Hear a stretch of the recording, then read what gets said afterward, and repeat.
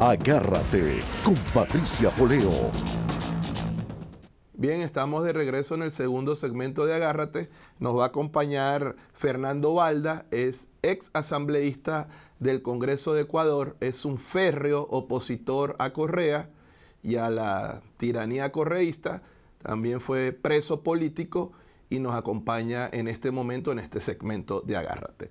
Buenas noches, Fernando, ¿cómo te encuentras? Gracias por esta invitación y aquí listo para comparecer como siempre ante la selecta audiencia de Agárrate en América y en el mundo. Gracias, Fernando, de nuevo por aceptar la invitación. Mira, Fernando, quería primero preguntarte, bueno, nosotros estamos de luto porque hoy volvieron a asesinar en Venezuela dos ciudadanos que están protestando, tratando de recuperar la libertad de nuestro país. Imagínate que uno de ellos tenía 15 años. Quisiera saber más o menos cuál es la percepción que se tiene en Ecuador en este momento de lo que sucede en Venezuela. Roberto Carlos, gracias a la tecnología, los ecuatorianos seguimos minuto a minuto lo que sucede en Venezuela, día a día, y tenemos muy clara la situación de un régimen de facto, un régimen dictatorial tiránico, que sin ninguna piedad ni humanidad masacra a diario a estudiantes, a jóvenes y adultos venezolanos por el simple hecho de protestar en contra de la hambruna, en contra de la miseria, en contra de la corrupción, en contra del poder absoluto.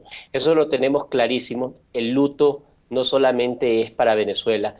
Nosotros acá desde Ecuador también estamos de luto por lo que sucede en Venezuela, así como todos los ciudadanos democráticos de América Latina y del mundo. Nuestro pesar, nuestro dolor, nuestra condolencia y solidaridad con cada una de las familias de jóvenes, chicos, chicas venezolanos que día a día dejan su sangre en las calles de todas las ciudades de Venezuela por recuperar la democracia. Sí, bueno, tú sabes que, como te dije cuando estábamos hablando fuera de cámara, los que luchamos por la democracia y la libertad no tenemos fronteras, así que gracias por tu solidaridad. Te quería preguntar, Fernando, actualmente yo sé que está próximo a juramentarse Lenín Moreno, que es el títere de Correa, y la primera pregunta que te quiero hacer, ¿qué les pasó a ustedes como oposición si estaban advertidos de que iban a hacer un fraude? Y de hecho una compatriota que yo respeto mucho, Ana Mercedes Díaz, fue para Ecuador, los asesoró, les explicó la dinámica de los fraudes y lamentablemente se consumó el fraude y el pueblo ecuatoriano parece ser que, o su liderazgo, no sé, ¿qué pasó con Lazo? Bueno, si hay alguien en América Latina que es conocedora de todas las formas de fraude que aplica el castrismo y el chavismo en América Latina, esa es la doctora Ana Mercedes Díaz. Con su pericia y con su solvencia en esta materia, vino a Ecuador a asesorarnos, a advertirnos a todas las organizaciones políticas de lo que podía suceder.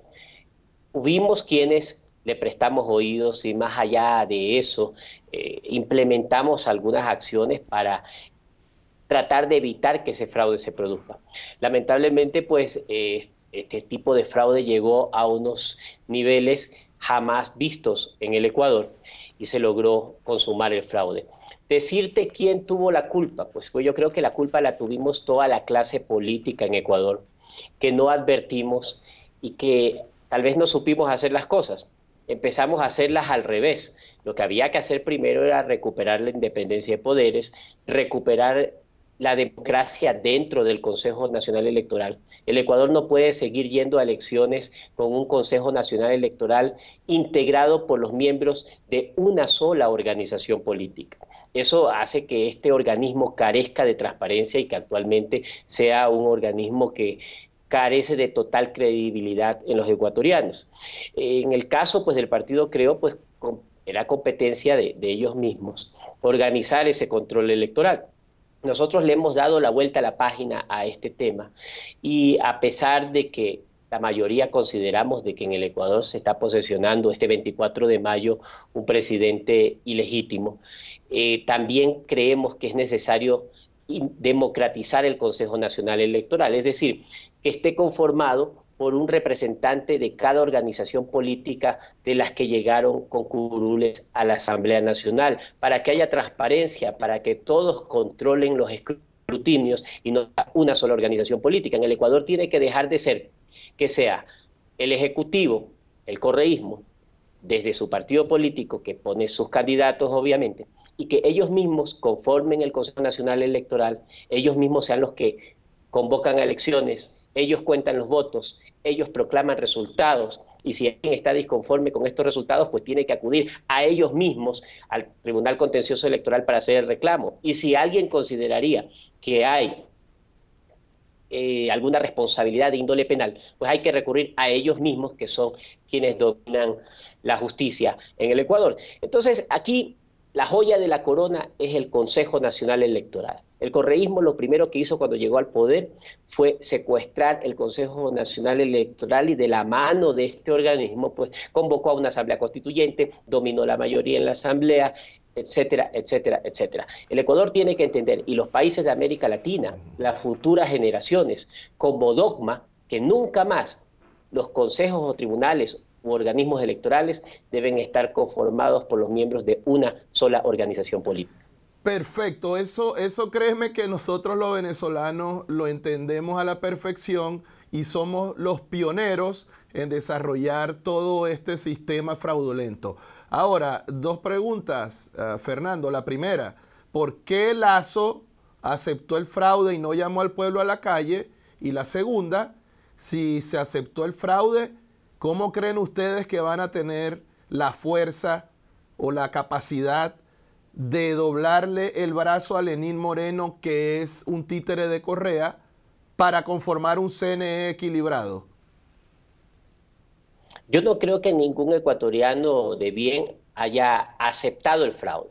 Lo que creo es que ante la imposibilidad de recurrir a autoridades que sean imparciales, lo que hay que ahora es vernos en el espejo de lo que ha sucedido y garantizarle al Ecuador que esto no vuelva a suceder jamás. Por eso es que estamos nosotros planteando un nuevo proyecto tan democrático como ambicioso, que es el de promover una próxima asamblea constituyente de plenos poderes en el Ecuador. Pero ojo, no se me asuste América Latina, no estamos pidiendo una asamblea constituyente como la que pretende la dictadura de Nicolás Maduro, que es para reforzar y afianzar el castrismo en Venezuela. No, nosotros estamos pidiendo una asamblea constituyente de plenos poderes para retornar al Estado democrático, a la independencia de poderes, para lograr lo que acabo de decir, democratizar el Consejo Nacional Electoral y eliminar el mal llamado cuarto poder o Consejo de Participación Ciudadana, que es una herramienta del correísmo que le ha dado todas las posibilidades para, a través de ese organismo, designar a todos los organismos de control, jueces, fiscales, contralor, procurador, superintendentes, a los mismos vocales del Consejo Nacional Electoral, etcétera, etcétera. Hay que volver a formas democráticas para elegir a las autoridades que representen los poderes del Estado para poder retornar a la democracia.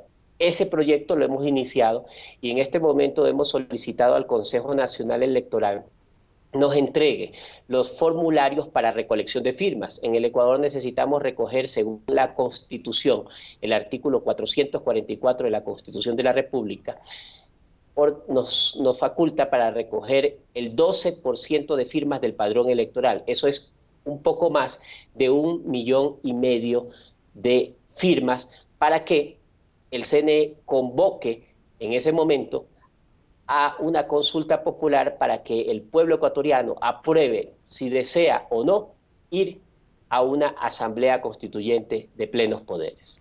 Ahora, si sabemos que, como tú has dicho y muy bien lo has delineado, el correísmo controla todo, ¿por qué creen ustedes que el CNE o que Lenín Moreno o que las cortes, etcétera, van a aceptar la validación de las firmas y la posterior convocatoria a esta consulta popular?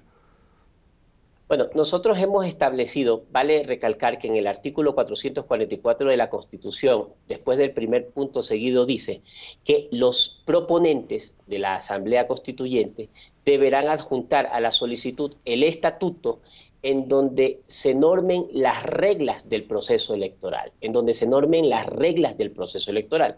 Es así que nosotros hemos establecido en este estatuto como regla suprema la transparencia electoral y una serie de ítems que van a ayudar que el proceso pueda ser transparente.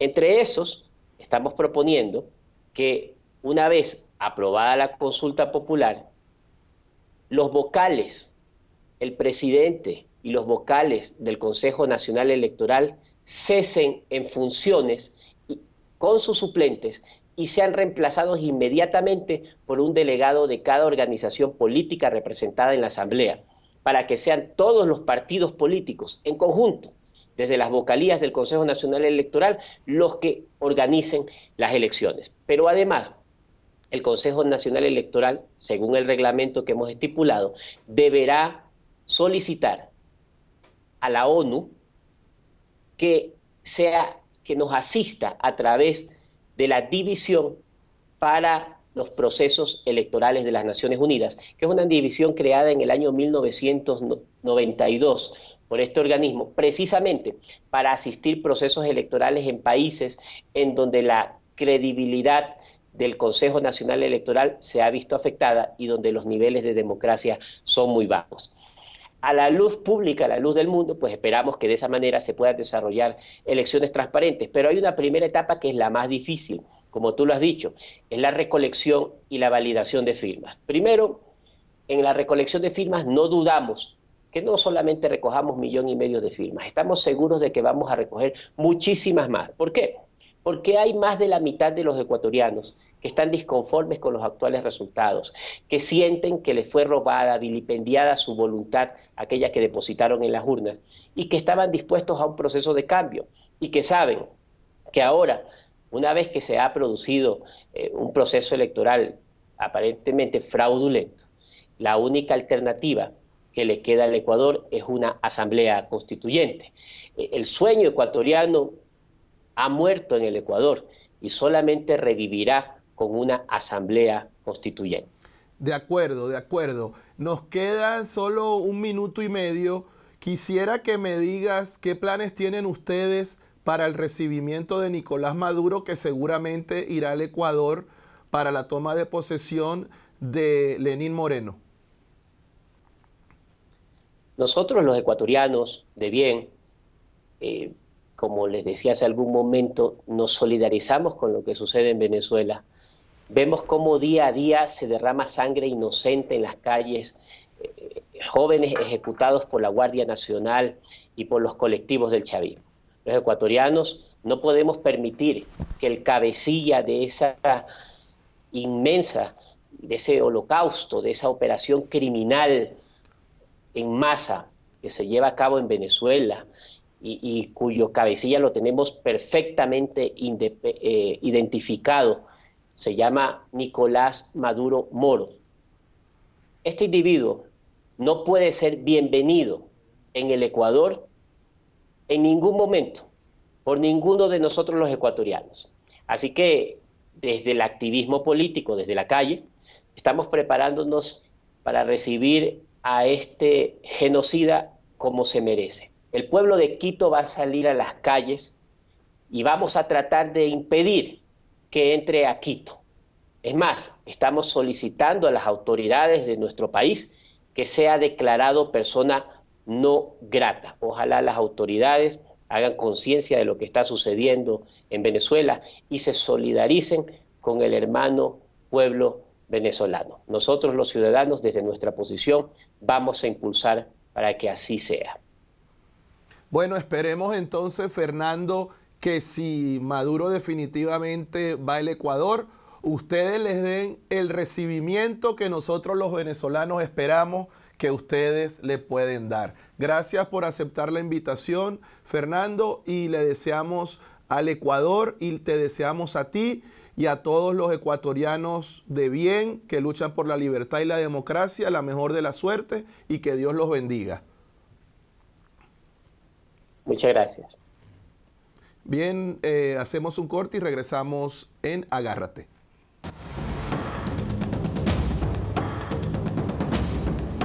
Agárrate con Patricia Poleo.